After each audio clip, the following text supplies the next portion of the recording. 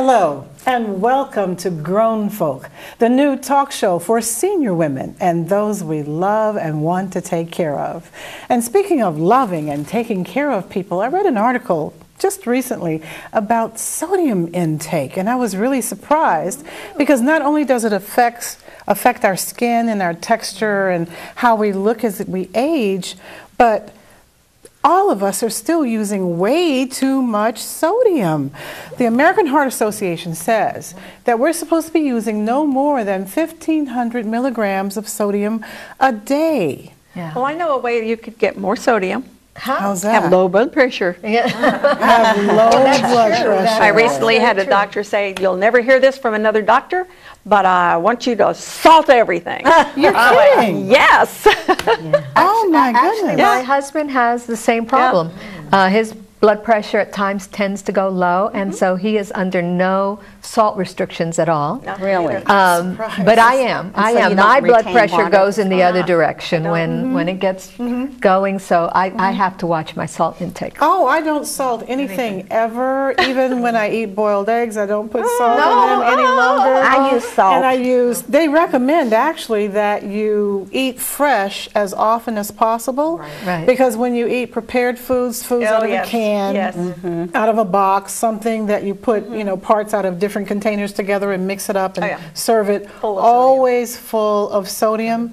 And when I go to a restaurant and I see people serve their food, and the first thing they do is grab it without tasting it. Right. Is they start salting their food. Especially men tend to do that. They don't even taste it first. Well, it's really a poison for some of us with high blood pressure. It is. Right. Well, we have it interesting in my house because my husband does not like salty food. He doesn't salt anything. And so when we were first married, I'm starting to prepare foods, and I made spaghetti one time, and I salted the pasta and salted the sauce, and he took a bite. He said, "I can't eat this." And I thought, noticed it. Absolutely. So when I cook now, I don't put much salt in anything. I just simply salt my own. Yeah. Well, and that's true because when you start reducing your intake or you stop using salt, you become more sensitive to the taste of it. So I can understand why he picked it up because once you become sensitive to it, then you taste it very easily. That's absolutely true. When I go to a restaurant and I eat a dish and I can taste the sodium in it, I send it back every time. Oh, really? Yeah. Oh, yeah. Because if I figure if I can taste it, and I eat in a lot of restaurants, most restaurants are fine, but if I eat in one and they've oversalted, I know it right away. It kind of burns in my mouth. I noticed it even I who use a lot of salt, and I go to a restaurant and I eat in something that's salty, I know it's bad. Yeah. Because, wow. Yeah, I so appreciate the labeling now because everything I buy, I check to make sure the sodium content is low because it shows up in your face and, it's just so good that you do that. So what else is going on here? Well, I read a really funny story this morning on the internet about a young man. His name is Joseph Boozy. And one day he went to check his bank account, and he found all of a sudden he previously thought he had $11 left. And all of a sudden he had $69,300 in his bank account. Good for you, man. I know, fun. So did he spend it? He had fun. He went on a big shopping spree. He started helping family members and friends pay their bills. I mean, it sounds like a nice guy. But you know what really troubled me about the story? It took the bank 2 weeks to discover the mistake. And I suppose now they want him to give it back. Oh, yes. But now he's actually has 2 felonies against him. One is receiving stolen property, and the other is theft of property. Well, they gave it to him, but they gave it to him. But he didn't steal it. But come on, I mean, he knew. He knew. I mean, well, maybe not. Oh, come on. Maybe not. He went from $11 many years ago. It was taught to us as children.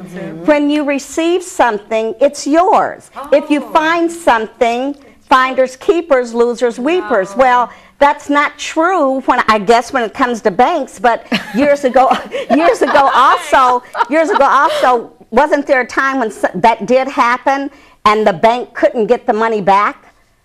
No. Well, that's the problem. Yeah, that was years ago. Something happened like that. That's the problem with this situation, is that he literally, within the 2-week period, spent it.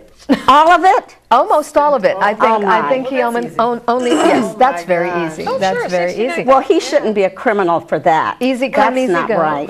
Yeah. That's not right. It wasn't that easy come. They should not have put the money in his account. There was their It'll be mistake interesting to begin with, see anyway. how that case turns out. It will be interesting. It'll be a precedent. Maybe not, though. I'm sure that's happened before. It has. It happened has to years have ago, happened and the before. people kept the money. I forget who it was. And they couldn't get it back. So maybe it was just on their record that they did it, but it was like it was washed away. Well, and now, they kept Linda, the would money. you return it? Well, I probably would have asked, about it before I spent it, because I think I would I'm a return good it. girl. I think I would return it too, because I know I don't want to upset my karma.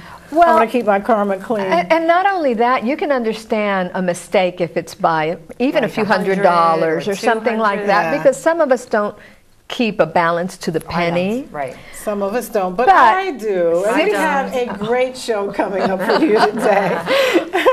We're going to try to share some information with you that you probably haven't heard before.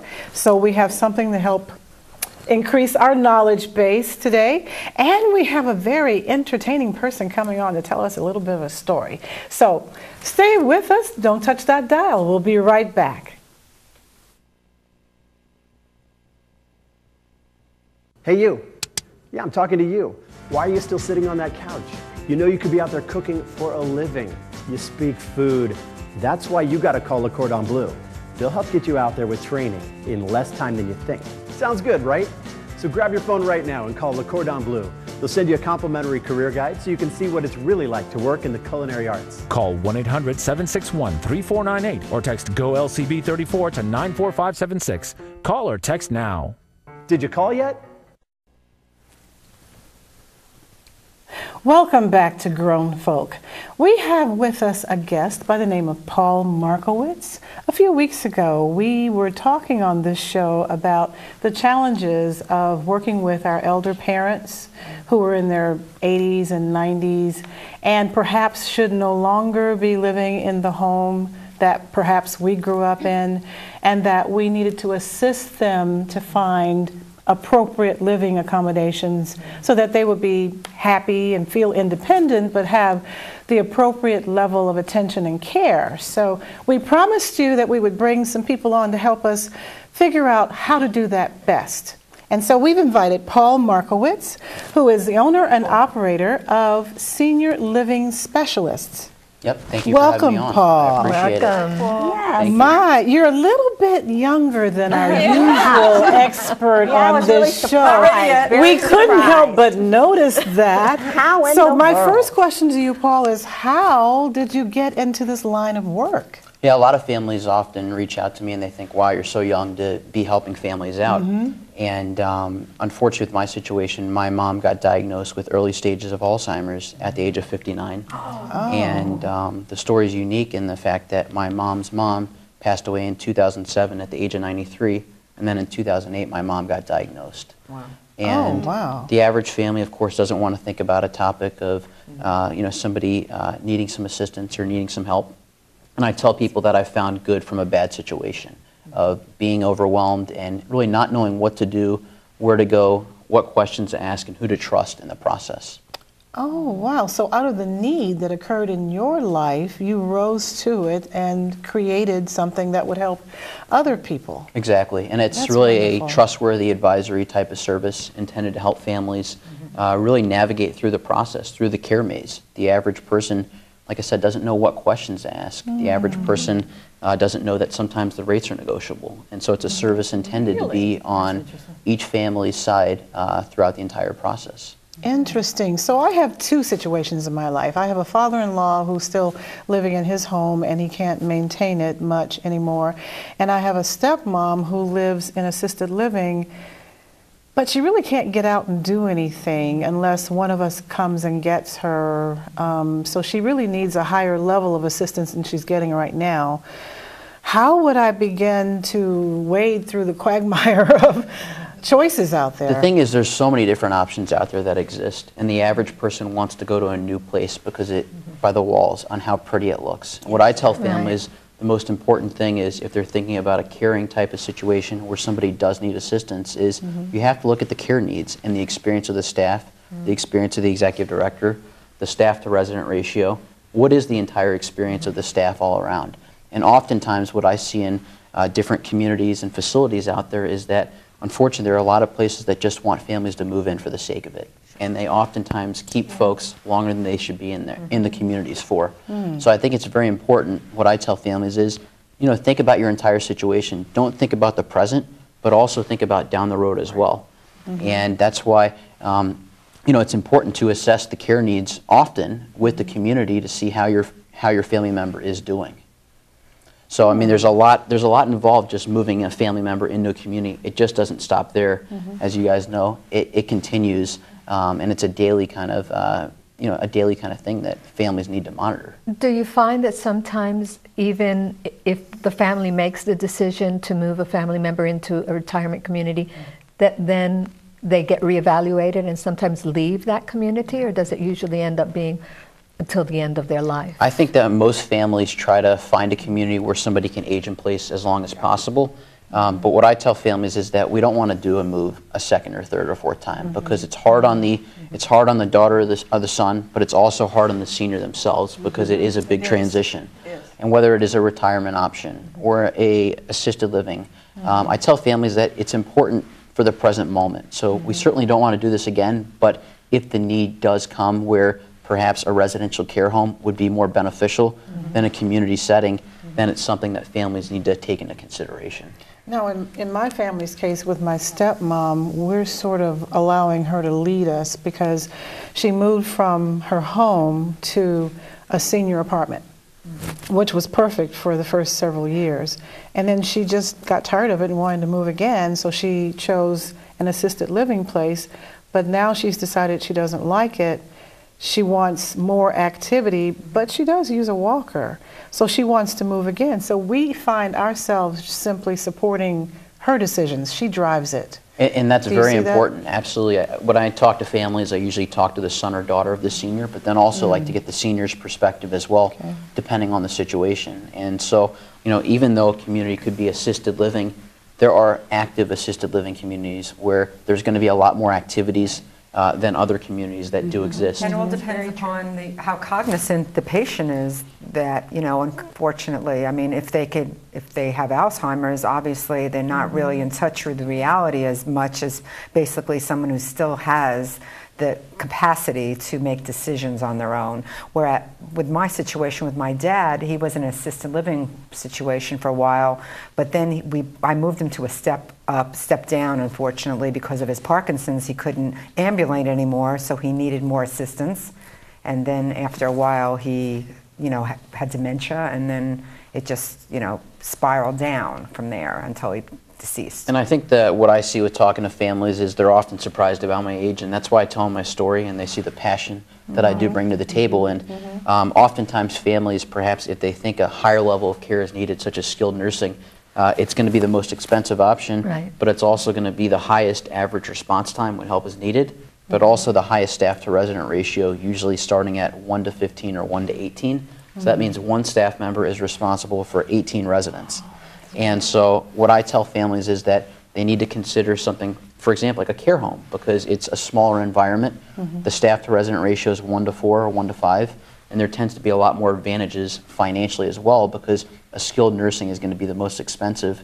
And oftentimes families haven't heard about the different kinds of options that exist today. Because cost can be a big factor. It can be. I was just about to ask you. We don't have much time left, but I heard you say that we can negotiate the rate. Can you very quickly explain that's correct. So 80% of families that I'm in contact with don't know that the rates are negotiable. So there's a one-time fee when moving into the community. It's called a community fee that typically is somewhat negotiable. And then also there's flexibility in the room rate as well. Unfortunately, with the level of care, there's no negotiation in that. The average person might not want to communicate might be a little timid to communicate what they want to pay financially. Certainly, you're right, the budget does play a big role, but it doesn't hurt to ask, and I can certainly help families out with that. That's wonderful, Paul. I'm sure that you'll want to reach Paul and ask him some questions that will help guide you in your selection for whomever you love that you want to assist. Paul, I really appreciate you coming on and sharing this with us. Yeah, So many things I didn't even know. Absolutely. Well, I'm not ready to go yet to the assisted living Absolutely. place. So with that, we're going to have to say we'll be right back.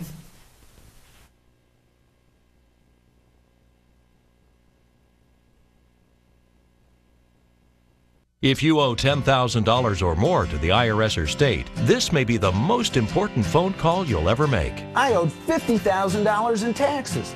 But listen. Your tax problem is settled. You only owe $8,400. What a great message.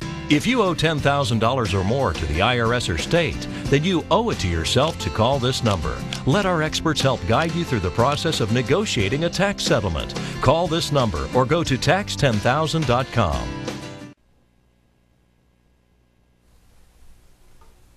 Welcome back. You know, part of our mission here at Grown Folk is to inspire, motivate, and celebrate seniors that are redefining the face of aging. And our next guest, he's a prime example of that. He's our Grown Folk Person of the Week. His name is Oliver Cosby. He's a 14-year veteran of Toastmaster. He was named 2010 Toastmaster of the Year of District 25. He won the District Table Topics Contest, came in second in the Tall Tale Contest, and third in International Speech. He's currently working on his first book, and he's also a singer-songwriter.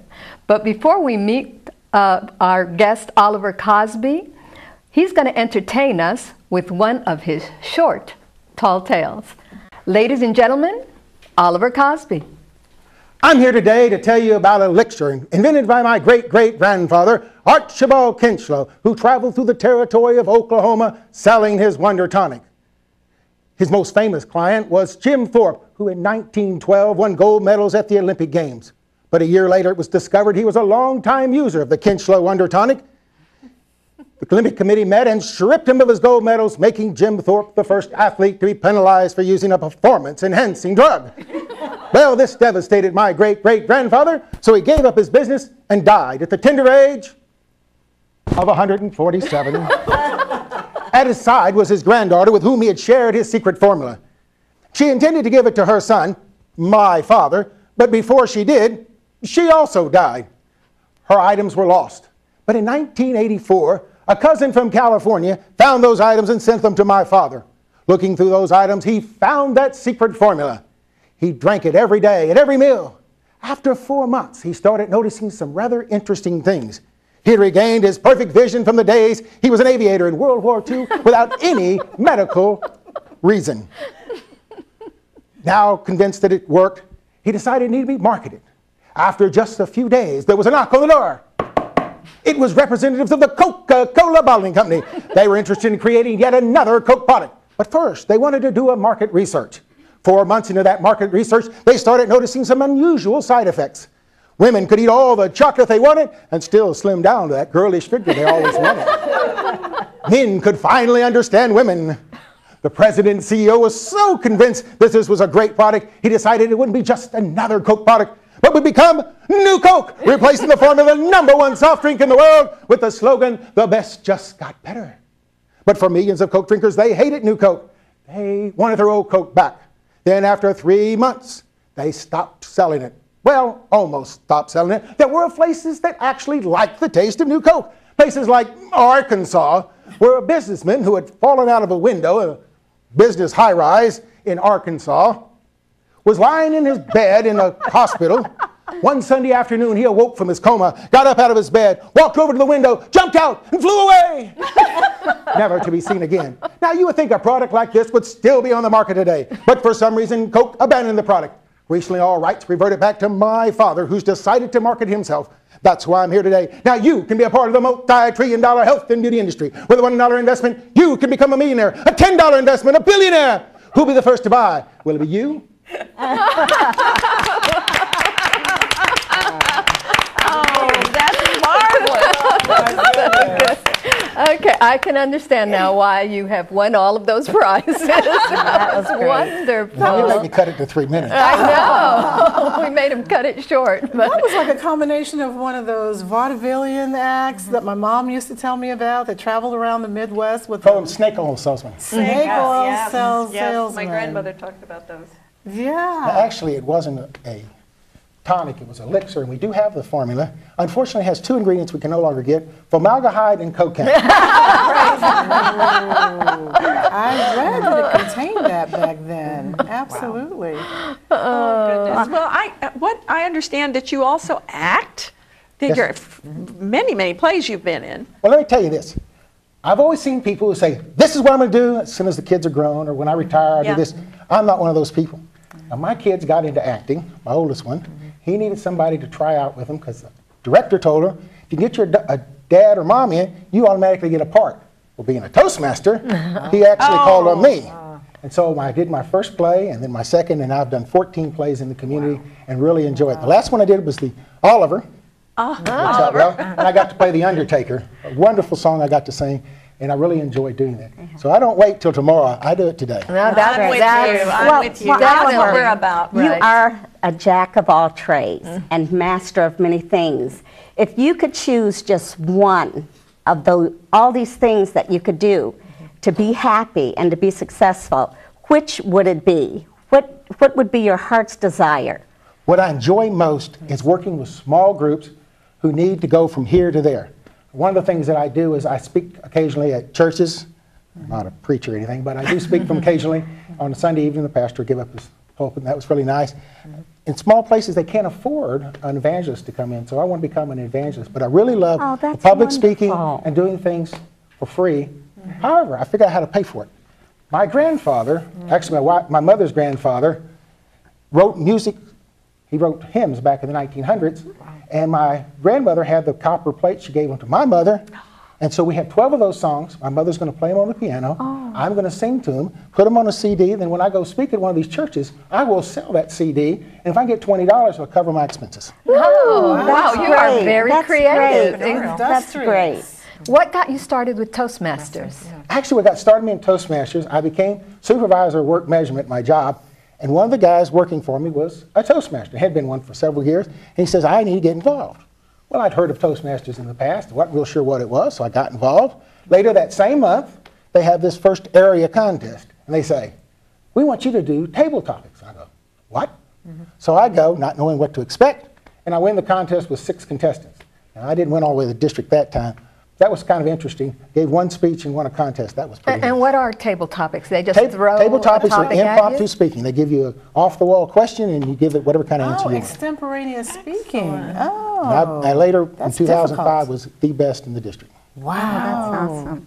I remember doing that way back in high school. That was really challenging. I attended a few Toastmasters functions, but I never got totally involved with it.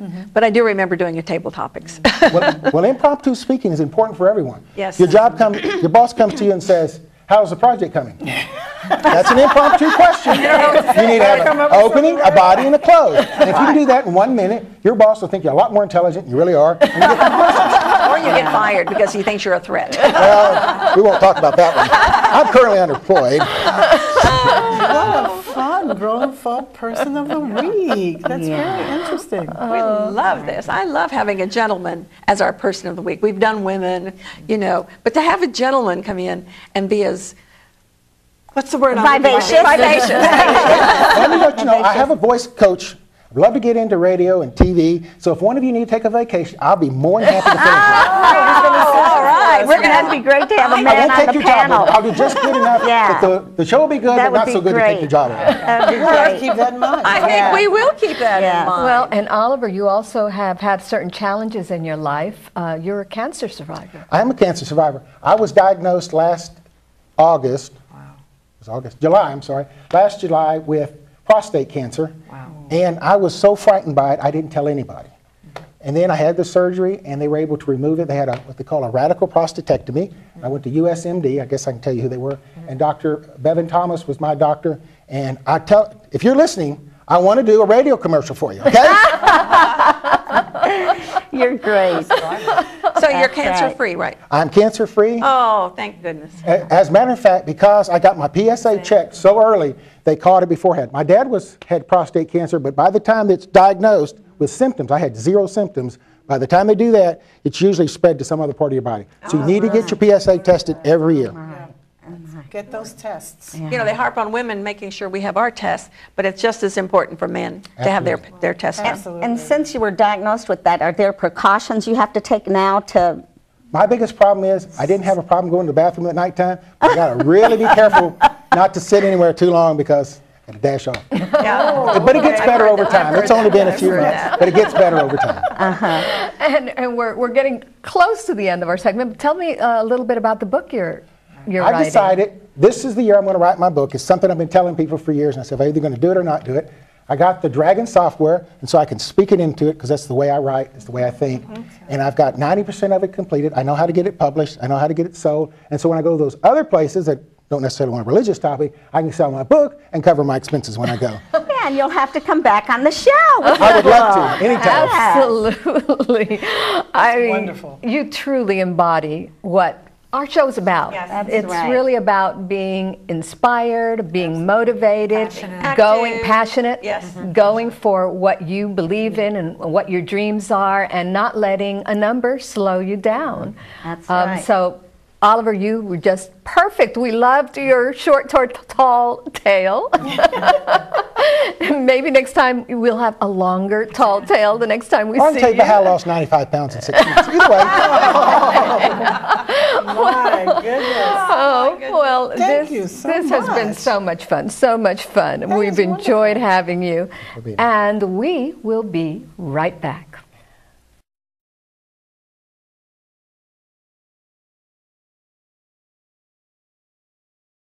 This is a public announcement. CNNMoney.com reports that in some areas of the country, buyers are scooping up homes for as little as $1,000. Foreclosures are at an all-time high. Government and private banks are liquidating these homes now. If you currently rent a house or apartment, you may call now and learn how to receive your free list of these homes. All others may call tomorrow. Every house must be sold. This is a public announcement.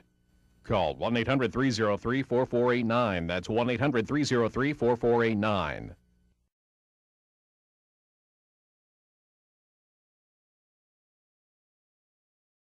Welcome back to Grown Folk, and we just have a couple of seconds to say thank you so much for joining us. Please tune in. We have some great shows lined up for you. We want to give a shout out to Althea Long in Phoenix, Arizona for sending that nice fat check, and we'll see you again next week.